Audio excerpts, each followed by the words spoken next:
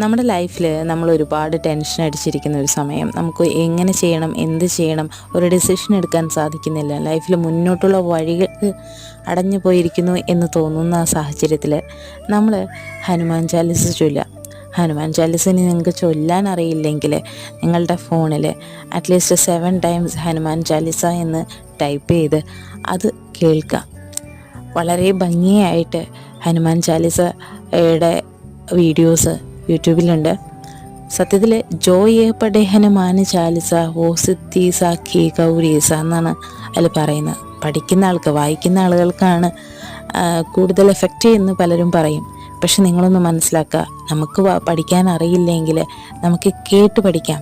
നിങ്ങൾ ഒരു 7 പ്രാവശ്യം ഹനുമാൻ ചാലിസ ഒറ്റ സമയം കൊണ്ട് കേട്ട് നോക്കുക. നിങ്ങൾ എന്താണോ ടെൻഷൻ അടിച്ചിരുന്നത് അതുപോലും നിങ്ങൾ മറന്നു പോവുകയും നിങ്ങൾക്ക് വേണ്ട സൊല്യൂഷൻ